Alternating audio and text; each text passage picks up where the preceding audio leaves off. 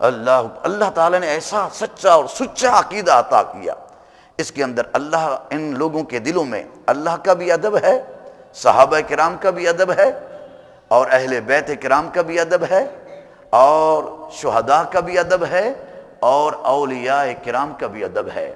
سنی تو وہ یہ ہوتا ہے جو کہتا ہے جو حضور کا غلام ہے وہ ہمارا آقا ہے، یہی ہے نا، اللہ اکبر۔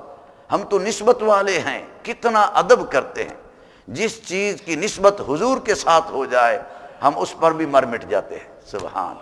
یہ اللہ تعالیٰ نے یہ خاصہ صرف اہل سنت و جماعت کو عطا فرمایا۔ آپ مشاہدہ فرماتے رہیں، کئی لوگوں نے حضور کی شان کے اندر گستاخیاں کی ہیں، کتابیں بھری پڑی ہیں، اللہ تعالیٰ ان کو ہدایت عطا فرمائے۔ فرمایا ینادونک، سنو تمہاری آوازیں میرے نبی کی آواز پر ذرا اونچی ہو گئی تو ان تحبط اعمالکم، تمہارے سارے اعمال تباہ برباد ہو جائیں گے۔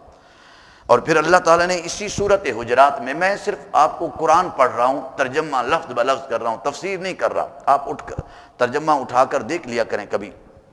پھر اللہ تعالیٰ نے فرمایا ان الذین ینادونک، جب میرے نبی گھر میں تشریف لے جائیں نا تو خبردار میرے نبی کے دروازے پر مت دستک دیا کرو، میرے نبی آرام کر رہے ہیں۔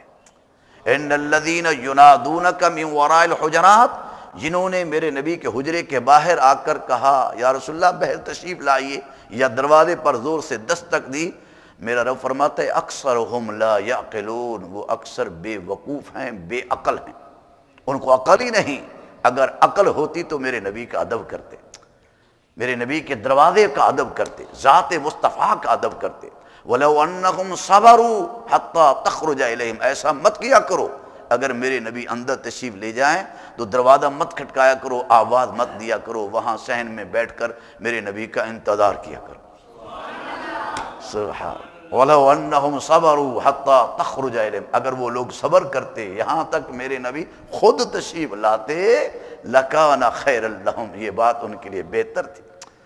اللہ اکبر، کتنا اللہ تعالیٰ حضور کی بارگاہ کا ادب سکھا رہا ہے۔ پھر ایک اور جگہ پر اللہ تعالیٰ نے قرآن کے اندر ارشاد فرمایا یا ایھا الذین آمنوا لا تدخلوا بیوت النبی الا ان یؤذن لکم، فرمایا میرے نبی کے گھر میں داخل نہ ہوا کرو جب تک میرے نبی اجازت نہ دیں۔ جب وہ اجازت دے دیں کھانے کے لیے، لنگر کھانے کے لیے، تو جب اجازت دے دیں، جب لنگر کھا لو، فَإِذَا دَخَلْتُمْ بُيُوتًا، فَإِذَا طَعِمْتُمْ، جب تم کھانا کھا چکو تو فَانْتَشِرُوا، اٹھ کر چلے جایا کرو، وَلَا مُسْتَأْنِسِينَ لِحَدِيثٍ، وہاں بیٹھ کر گپے نہ لگایا کرو، باتوں میں مصروف نہ ہوا کرو۔ کیوں؟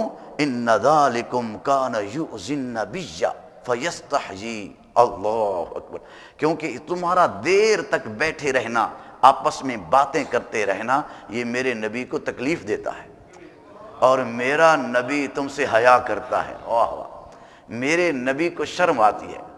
فَيَسْتَحْيِي مِنْكُمْ، میرا نبی تمہیں کیسے کہے، کیسے غلاموں کو کہے کہ اٹھ کر چلے جاؤ، میرے نبی کو حیا آتی ہے، میرے نبی کو شرم آتی ہے کہ تمہیں کہے کہ اٹھ کر چلے جاؤ میرے گھر سے۔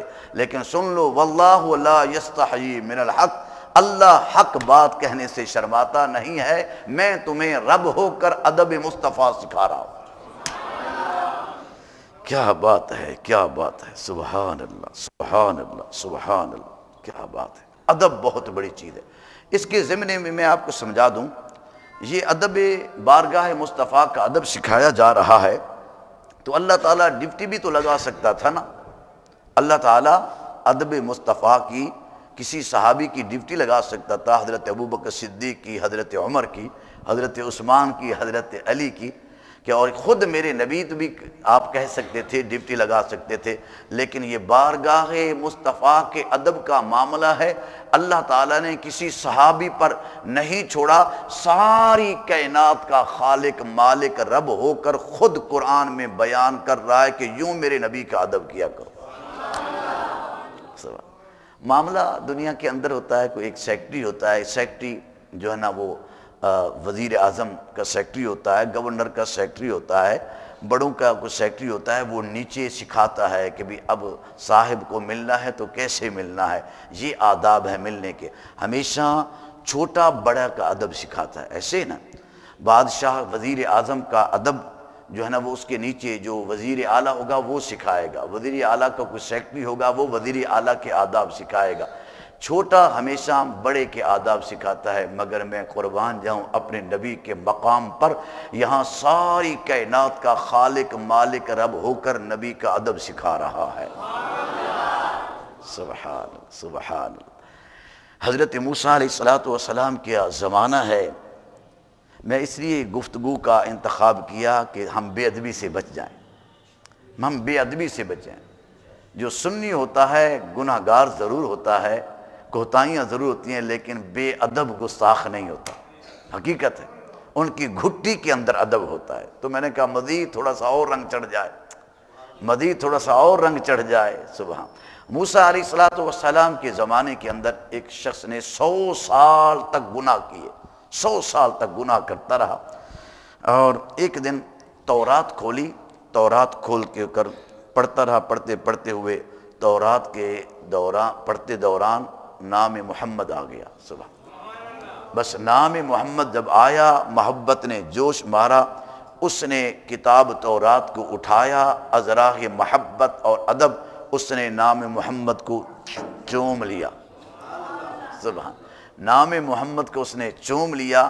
اللہ کو یہ ادا پسند آئی، اللہ نے اس کو توبہ کی توفیق عطا فرمائی، اور جب وہ فوت ہو گیا تو حضرت موسیٰ کو اللہ نے کہا یہ میرا محبوب بندہ ہے، اس کی نماز جنازہ خود پڑھاؤ۔ باری تعالیٰ 100 سال تک یہ گناہ کا پاپی رہا، نافرمان رہا، بدکار رہا، فرمایا اس کے گناہ اپنی جگہ پر، لیکن یہ جو ادا ہے یہ میرے نبی کے نام کا ادب کیا ہے، نام محمد کو چوما ہے، یہ ادا مجھے پسند آئی، اس نام محمد کی تعظیم کی برکت سے میں نے 100 سال کے گناہ معاف فرما دیا۔ تعظیم جس نے کی نام محمد کی، اللہ نے اس پر آتش دوزخ حرام فرمائی۔ یہ تو بارگاہ مصطفیٰ کا ادب ہے۔ اور تیسرے نمبر پر پھر قرآن کا ادب بھی ہونا چاہیے۔ قرآن کا ادب بھی میرا رب قرآن میں سکھاتا ہے۔ یہ جو اللہ کا قرآن ہے اس کا بھی ادب ہے۔ کیا سکھایا اللہ نے اس قرآن کا ادب؟ سب سے پہلا ادب یہ ہے لا یمسہ الا المطہرون۔ طلباء طالبات ان کے لیے سبق ہے خصوصی طور پر، لا یمسہ الا المطہرون، قرآن کو بغیر وضو کے چھونا نہیں ہے، طہارت کی حالت میں چھونا ہے، پڑھ سکتے ہیں، یہ قرآن کا ادب ہے۔ اور دوسرا قرآن کا ادب یہ ہے کہ قرآن کو پیٹھ بھی نہ کریں۔ اب پیٹھ کے دو مطلب ہیں، ایک تو یہ ہے کہ ظاہری طور پر ایسا بھی نہ ہو کہ قرآن پاک پیچھے رکھا ہو اور آپ کی پیٹھ ہو، یہ بھی ادب کے خلاف ہے۔ اور دوسرا اس کا مطلب پیٹھ نہ کرنے کا مطلب یہ ہے کہ یہ نہ ہو کہ قرآن سے منہ موڑ لو، قرآن کی تعلیمات پر بھی عمل کرو۔ اور تیسرا ادب یہ بھی ہے، عذر کی بنا پر جائز ہے کہ آپ کرسی پر بیٹھے ہوں قرآن نیچے رکھا ہو، اگر کوئی مجبوری ہے تو پھر وہ ہے یا پردے کے اندر چلا جائے قرآن پاک، پھر اس کا حکم تبدیل ہو جاتا ہے۔ اور چوتھا ادب یہ ہے کہ میرے نبی کے فرمان کا، حدیث مصطفیٰ کا بھی ادب کیا جائے۔ میں قربان جاؤں حضرت امام مالک رحمۃ اللہ علیہ، سبحان اللہ، جس نے حضور کے روضہ مبارک کے سائے کے نیچے کئی سال تک حدیث مصطفیٰ پڑھائی۔ حضرت امام مالک رحمۃ اللہ علیہ کے دروازے پر جب کوئی شخص سوال پوچھنے آتا اور آ کر آپ لونڈی کو بھیجتے، اور لونڈی آ کر پوچھتی کس بات کا ارادہ کرنے کے لیے آئے ہو، کیا حدیث سننے آئے ہو یا فقہی مسئلہ پوچھنے آئے ہو؟ اگر وہ سائل جو دروازے پر آنے والا کہتا کہ حضور میں نے فقہی مسئلہ پوچھنا ہے، تو آپ پھر کھڑے کھڑے ہو کر اس کو فقہی مسئلہ بتا دیتے۔ اگر کوئی شخص کہتا کہ نہیں حضور میں حدیث مصطفیٰ صلی اللہ علیہ وآلہ وسلم سننے کے لیے آیا ہوں، تو پھر حضرت امام مالک فرماتے ذرا ٹھہر جا۔ وہ شخص ٹھہر جاتا، آپ گھر میں تشریف لے جاتے، آپ غسل فرماتے، اللہ غسل فرماتے، غسل کر کے پھر وضو کرتے، وضو کرنے کے بعد پھر اچھے کپڑے پہنتے، پھر دستار مبارک اپنے سر پر رکھتے اور خوشبو لگاتے، جس طرح حضرت صاحب نے ماشاءاللہ اس درس کی شان کے مطابق، ہاں جی علماء کی میں تو عالم کا تو جوڑے سیدھے کرنے والا ہوں، جس طرح انہوں نے اس شان کے مطابق علماء کو بٹھاتے ہیں، اس طریقے سے حضرت امام مالک رحمۃ اللہ علیہ نے بڑا تخت بنایا ہوا تھا، بڑا اونچا تخت بنایا ہوا تھا، اور آپ خوشبو لگا کر غسل کر کے کپڑے پہن کر اس اونچے تخت پر بیٹھتے اور سائل کو نیچے بٹھاتے فرماتے اب سنو میں حدیث مصطفیٰ تمہیں سناتا ہوں۔ تو وہ سائل عرض کرتا حضور اتنا تکلف آپ نے کیا ایک حدیث مبارکہ سنانے کے لیے، غسل کیا، پھر وضو کیا، پھر کپڑے پہنے، خوشبو لگائی اتنے اونچے تخت پر، فرمایا یہ سارا کچھ میں نے اپنی ذات کے لیے نہیں کیا بلکہ حدیث مصطفیٰ کے ادب کے لیے کیا ہے، حدیث مصطفیٰ کے ادب کے لیے کیا ہے۔ واہ واہ، یہ حدیث مبارکہ کا ادب ہے۔ اور پھر قبلے کا بھی ادب ہونا چاہیے، قبلے کا ادب وہ بھی حدیث مبارکہ میں ہے، وہ قبلہ جس کے متعلق اللہ قرآن میں کہتا ہے کہ میرے نبی ادھر منہ کر کے نماز پڑھ رہے تھے، دل میں خواہش پیدا ہوئی کہ اے اللہ میرا قبلہ وہ ہونا چاہیے جو حضرت ابراہیم میرے دادا نے بنایا ہے۔ بس یہ دل میں خواہش پیدا ہوئی ہی تھی، دوران نماز میں اللہ نے قرآن کی آیت نازل فرمائی قد نرا تقلب وجہک فی السماء فلنولجنک قبلۃ ترضاھا۔ اے پیارے محمد آپ کی اگر یہی خواہش ہے کہ میرا قبلہ یہ ہونا چاہیے جو حضرت ابراہیم نے بنایا، تو بس حالت نماز میں جدھر اپنا رخ پھیر لیں گے ہم اسی سمت کو کعبہ بنا دیں گے، جس سمت وہ نظر نہیں آتے ہم وہ راستہ چھوڑ دیتے ہیں، کعبہ بنتا ہے اس سمت ریاض جدھر کملی والے رخ موڑ لیتے ہیں۔ سبحان، جس سمت وہ نظر نہیں آتے ہم وہ راستہ چھوڑ دیتے ہیں۔ رسول اکرم صلی اللہ علیہ وسلم نے فرمایا، یہ حدیث مبارکہ میں جو آپ کو بیان کر رہا ہوں یہ حدیث بڑی معتبر ہے، ابو داؤد شریف کی حدیث ہے اور حدیث کا نمبر ہے 3824۔ ابو داؤد شریف کی حدیث کا نمبر 3824 ہے۔ میرے نبی صلی اللہ علیہ وسلم فرمایا من تفعل تجاہت القبلۃ جاء یوم القیامت وطفلہ بین عینیہ، جس نے جان بوجھ کر کعبے کی طرف تھوک دیا جب قیامت کا دن آئے گا وہی تھوک اس کے آنکھوں کے درمیان ہوگی۔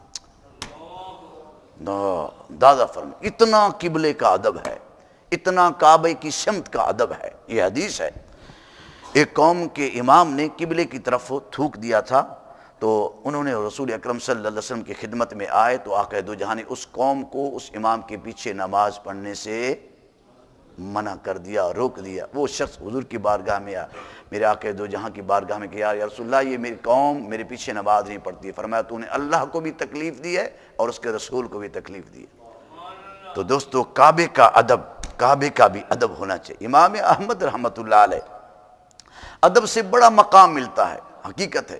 حضرت امام احمد رحمۃ اللہ علیہ آپ دریائے دجلہ پر وضو فرما رہے تھے، وضو کر رہے تھے تو ایک گناہگار شخص آپ سے اوپر بیٹھا تھا، یعنی جدھر پانی کا بہاؤ تھا اس طرف حضرت امام احمد حنبل تشریف فرما تھے اور آپ کی دائیں جانب سے ادھر اوپر والے جگہ سمت سے ایک گناہگار شخص وضو کر رہا تھا، وہ بھی ہاتھ پاؤں دھو رہا تھا۔ اس کے دل میں خیال آیا میں تو گناہگار ہوں، یہ وقت کے امام ہیں، تو اس نے ازراہ ادب وہاں سے وضو اور ہاتھ منہ دھونا چھوڑ کر اس طرف آ بیٹھا جہاں پانی کا بہاؤ تھا۔ ہاں سمجھ آ رہی، امام احمد بن حنبل پھر اس سمت ہو گئے اور وہ اس سمت ہو گیا۔ وقت گزرتا رہا، کل نفس ذائقۃ الموت، ہر ایک نے موت کا ذائقہ چکھنا ہے، فوت ہو گیا۔ کسی بزرگ اللہ والے نے اس کو خواب کے عالم میں دیکھا، پوچھا بتا معاملہ کیسے ہوا؟ اس نے کہا وہ جو میں نے امام کا ادب کیا ہے اس ادب کی وجہ سے اللہ نے مجھے بخش دیا ہے۔ ہم اپنے امام کا کیسے ادب کرتے ہیں، یہ بھی لمحہ فکریہ ہے۔ ہم علماء کا ادب کیسے کرتے ہیں، اپنے امام کا جس کے پیچھے ہم نماز پڑھتے ہیں اس کا ادب کیسے کرتے ہیں۔ اللہ، میرے آقا دو جہاں سرور نے فرمایا کہ بدبخت ہے، منافق ہے وہ آدمی جو بڑوں کا ادب نہیں کرتا اور علماء کا ادب نہیں کرتا اور سلطان العادل کا ادب نہیں کرتا۔ جس کے دل کے اندر نفاق ہوتا ہے، نفاق کی بیماری ہوتی ہے، وہی بزرگوں کا حیا نہیں کرتا، سفید بالوں کا ادب نہیں کرتا اور اپنے امام کا ادب نہیں کرتا۔ اور جو عادل بادشاہ ہے، فرمایا یہ ایسے تین آدمی ہیں ان کا نا ادب کرنے والا اس کے دل کے اندر نفاق پیدا ہو جاتا ہے۔ اللہ اکبر۔ اس کے علاوہ حاجی محترم والدین کا ادب وہ بھی لازمی ہے، وہ بھی میرے نبی آقا دو جہاں نے سکھایا۔ ایک لڑکا ہے 13-14 سال کی عمر تھی اس کی، ایک بزرگ سفید بالوں والے تھے، اس کے آگے آگے چل رہا تھا، تو میرے آقا دو جہاں نے اس کو بلایا، یا غلام تعال، اے لڑکے میرے پاس آؤ۔ وہ چلتا چلتا حضور کی بارگاہ میں آیا، جی یا رسول اللہ میرے لیے کیا حکم ہے؟ میرے کریم آقا دو جہاں سرور کائنات صلی اللہ علیہ وسلم نے ارشاد فرمایا، جن بزرگوں کے آگے تو چل رہا ہے یہ بزرگ رشتے میں تیرے کیا لگتے ہیں؟ اس نے کہا جی میرے ابا حضور ہیں، یہ میرے والد محترم ہے۔ فرمایا جب والد چل رہے ہوں تو پیچھے چلتے ہیں، اور تاکہ تمہاری پیٹھ تمہارے والد کے چہرے کو نہ ہو۔ سبحان، جب والدین چل رہے ہوں تو آگے آگے نہیں چلتے، حتیٰ کہ میں نے یہاں تک پڑھا، میرے نبی سرور کائنات فرمایا جب تک تمہارے والد کھڑے ہیں تم بھی کھڑے رہ جاؤ۔ فلا تجلس قبلہ، فلا تجلس قبلہ، فرمایا اگر تمہارے والد کھڑے ہیں والد کے کھڑے رہنے سے تم بھی کھڑے رہو، اور والد کے بیٹھنے سے پہلے نہ بیٹھو، اور والد کے آگے بھی مت چلو، اس سے بے ادبی ہوگی۔ یہ کمال ادب کس نے سکھایا؟ دین کی ایک ایک بات ادب سکھاتی ہے۔ کیا؟ دین کی ایک ایک بات ہوتی ہے، دین کی ایک ایک بات ادب سکھاتی ہے۔ حضرت سیدنا یوسف علیہ السلام کی خدمت میں جب حضرت یعقوب علیہ السلام تشریف لے گئے، قرآن ہے، پھر وہی قرآن، سبحان، ہم قرآن میں رہیں تو سبحان، یہ قرآن اللہ کی گفتگو ہے۔ جب آدمی قرآن سمجھ رہا ہوتا ہے وہ سمجھے کہ میں رب سے باتیں کر رہا ہوں، اللہ یا رب، میرا رب مجھ سے باتیں کر رہا ہے، سبحان۔ گویا کہ جب آپ ایک گھنٹہ ادھر بیٹھتے ہیں تو گویا کہ آپ کا رب آپ سے باتیں کر رہا ہوتا ہے۔ حضرت علی المرتضیٰ شیر خدا، ان کا قول مجھے یاد آ گیا، آپ فرماتے ہیں جب میرا دل کرتا ہے نا کہ میں اپنے رب سے باتیں کروں تو میں نماز پڑھتا ہوں، اور جب میرا یہ دل کرتا ہے کہ میرا رب مجھ سے باتیں کرے تو میں قرآن پڑھتا ہوں۔ یعنی قرآن سمجھ کر جب پڑھا جاتا ہے تو پھر یوں سمجھیں کہ آپ کا رب آپ سے باتیں کر رہا ہے۔ حضرت یعقوب علیہ السلام بمے فیملی کے بمے زوجہ کے چلتے چلتے ہوئے کنعان کی سرزمین سے مصر کی سرزمین پر جب پہنچے تو حضرت سیدنا یوسف علیہ السلام باہر نکل کر اپنے والد کا استقبال کیا، اور قرآن بیان کرتا ہے سورۃ یوسف آیت نمبر 100، وَرَفَعَ أَبَوَيْهِ عَلَى الْعَرْشِ، آپ نے دونوں والدین کو اپنے تخت پر بٹھایا۔ تو اس سے معلوم ہوا کہ ماں باپ کا ادب کرنا، احترام کرنا، والدین کا احترام کرنا، یہ انبیاء کا شیوا بھی ہے اور صالحین کا طریقہ بھی ہے۔ حضرت سیدنا ابراہیم علیہ السلام نے جب اپنے بیٹے حضرت اسماعیل علیہ السلام کو کہا، یا اے میرے بیٹے، میں نے خواب کے عالم کے اندر دیکھا ہے، انی اذبحک، میں تمہیں ذبح کر رہا ہوں، فانظر ماذا تری، بتا تیری رائے کیا ہے۔ آگے ادب والے بیٹے نے کیا جواب دیا؟ یا ابت تفعل ما تؤمر ستجدنی انشاء اللہ من الصابرین، اے ابا جان کر گزریے، میں انشاءاللہ صبر کروں گا۔ سبحان، ہاں یہ ادب کس نے سکھایا تھا؟ سبحان اللہ، یہ ادب کس نے سکھایا؟ قلندر لاہوری نے غالباً کہا یہ فیضان نظر تھا یا مکتب کی کرامت تھی؟ سکھائے کس نے اسماعیل کو آداب فرزندی؟ یہ فیضان نظر تھا یا مکتب کی کرامت تھی؟ حضرت سیدنا اسماعیل نے یہ نہیں کہا بجان آپ کو کیا ہو گیا، آپ مجھے ذبح کر رہے ہیں، کس لیے کر رہے ہیں، کیوں کر رہے ہیں؟ نہیں، نہ کہا کس لیے کر رہے ہیں، کیوں کر رہے ہیں، اتنی جواب دیا، یا ابت، اے میرے ابا جان، افعل ما تؤمر، جس کا آپ کو حکم دیا ہے کر گزریے، ستجدنی انشاء اللہ من الصابرین۔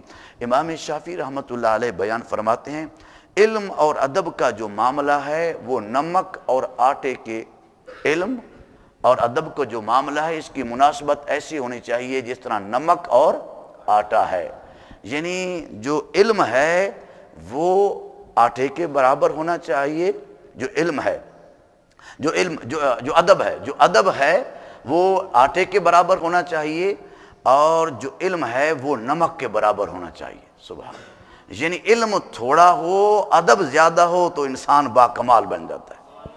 سبحان، امام شافعی رحمۃ اللہ علیہ فرماتے ہیں ایک شخص ایسا تھا جو اپنی بیوی پر ظلم و ستم کرتا تھا، بڑا سنگ دل تھا۔ آج ہماری مائیں، ہماری بہنیں اپنے شوہروں کا احترام نہیں کرتی، کچھ شوہر بھی ظالم ہوتے ہیں، وہ اپنی بیویوں کا احترام نہیں کرتے، اپنی بیوی کو نوکرانی سمجھتے ہیں۔ معاذ اللہ، بیوی نوکرانی نہیں ہے، بیوی ملکہ ہے، گھر کی ملکہ ہے، قربان جائیے میرے نبی آقا دو جہاں نے بیویوں سے کتنا پیار کیا. ذرا سوچیے تو صحیح, میرے نبی آقا دو جہاں کی 11 ازواج مطہرات, اور بعض روایتوں میں 9, یعنی 2 کی رخصتی نہیں ہوئی تو باقی چلو 9 ہوگی, 11 یا 9 ازواج مطہرات. میرے نبی کی 11 ازواج مطہرات ہیں. کبھی بیوی نے حضور سے شکوہ نہیں کیا. کیوں؟ حضور نے محبت ہی اتنی دی ہے, حضور نے پیار ہی اتنا دیا ہے.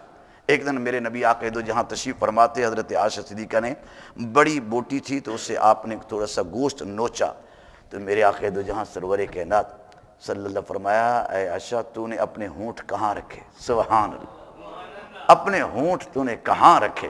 اللہ اکبر. اس نے کہا یا رسول اللہ اس جگہ پر. تو میرے آقا دو جہاں نے اپنے ہونٹ بھی اس جگہ پر رکھے جہاں آپ کی زوجہ محترمہ نے رکھے تھے. اتنا جب پیار ہو تو وہ گھر جنت کا ٹکڑا ہے. بیوی تمہاری نوکرانی نہیں ہے, بیوی گھر کی ملکہ ہے, اس کی عزت کیا کریں. میرے نبی نے فرمایا, سنو بات ضمناً آگی, میرے نبی آقا دو جہاں سرور نے فرمایا کمینہ آدمی اپنی بیوی کی بے عزتی کرتا ہے اور شریف آدمی اپنی بیوی کی عزت کرتا ہے, اور میں شریف بن کر رہتا ہوں. سبحان. جو دیوس اور جو کمینہ آدمی ہے وہ ہر ٹائم اپنی بیوی کی بے عزتی کرتا ہے, اور جو شریف اور نیک آدمی ہے وہ اپنی بیوی کی عزت کرتا ہے. اس سے بڑھ کر میں کیا مقام بتاؤں بیوی کا. میرے نبی سرور کائنات صلی اللہ علیہ وسلم کی بارگاہ میں ایک صحابی ہے, یا رسول اللہ صلی اللہ علیہ وسلم احب الیک من الناس, بخاری شریف کی حدیث ہے, یا رسول اللہ سارے لوگوں میں سے آپ کے دل میں کس کا زیادہ پیار ہے, یا ساری مخلوق میں سے آپ کو زیادہ پیارا کون ہے؟ تو میرے آقا دو جہاں نے فرمایا سارے لوگوں میں سے مجھ کو زیادہ پیار حضرت عائشہ صدیقہ سے ہے. حضرت عائشہ صدیقہ سے ہے. وہ وقت تھا کہ جب عورتوں سے اظہار محبت کرنا معیوب سمجھا جاتا تھا اور بزدلی سمجھا جاتا تھا.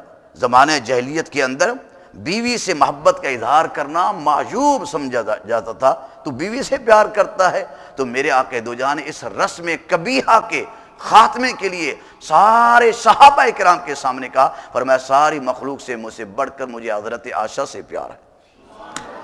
پھر اس نے کہا قلت من الرجال, عرض کی یا رسول اللہ میرا مطلب یہ تھا کہ مردوں میں سے, یہ تو عورتوں کے بارے میں, مردوں میں سے آپ کو کس سے پیار ہے؟ میرے نبی نے فرمایا عائشہ کے ابو بکر صدیق سے پیار. پھر میرے نبی نے سب سے پہلا نام بھی حضرت عائشہ صدیقہ کا نام لیا. تو بہرکہ وہ سنگ دل تھا, بات ضمناً آگی, بڑا سنگ دل تھا, مارتا تھا اپنی بیوی کو. ایک دن اس نے سخت سردی کے موسم کے اندر, ٹھنڈی ہوا چل رہی ہے, سخت سردی کا موسم ہے, پانی طلب کیا رات کو. اس کی بیوی چند قدم ذرا دور گئی اور پانی اٹھا کر جب لے آئی تو دیکھا کہ شوہر کی آنکھ لگ چکی ہے. از راہ ادب وہ پانی لے کر ساری رات کھڑی رہی. وہ سنگ دل تھا, اس کا اپنا عمل تھا, لیکن بیوی کے دل کے اندر ایک شوہر ہونے, کیونکہ وہ شوہر ہے اس کا, اس کی وجہ سے ادب تھا, احترام تھا. ساری رات پانی لے کر وہ کھڑی رہی. جب وہ آنکھ کھلی ادھر اللہ نے اس کی کیفیت بدل ڈالی. صبح جب ہوئی اس شوہر کے دل میں اللہ نے محبت ڈال دی, اور وہ جو عورت تھی اللہ نے اس کی آنکھوں میں چشم بصیرت عطا فرمائی, اور اس کے لیے اللہ نے 14 طبق کا کشف عطا فرما دیا. سمجھ آ رہی ہے؟ 14 طبق کا کشف عطا فرمایا. اہل اللہ فرماتے ہیں لا میراث کل ادب, ادب جیسی کوئی میراث, بولیے ادب جیسی کوئی میراث نہیں. آخر کے اندر سن لیجیے, حضرت عبداللہ بن جلا فرماتے ہیں, حضرت عبداللہ امام ہیں وقت کے, حضرت عبداللہ بن جلا فرماتے ہیں من لا ادب لہو فلا شریعت لہو ولا توحید لہو ولا ایمان لہو. جس کے دل کے اندر ادب نہیں ہے اس کے پاس شریعت بھی نہیں ہے. ہاں, جس کے پاس ادب نہیں ہے اس کے پاس شریعت بھی نہیں ہے, اس کے پاس توحید بھی نہیں ہے, اس کے پاس ایمان بھی نہیں ہے. جو بے ادب آدمی ہے وہ ہر چیز سے محروم ہے. تو دوستو یہ دین کی برکتیں ہیں کہ دین کی ہر بات ہم سب کو ادب سکھاتی ہے. اللہ کے حضور دعا ہے اللہ تعالی ہم سب کو مؤدب بنائے. میں نے مختصر انداز میں ہر ایک کا ادب آپ کو بیان کیا.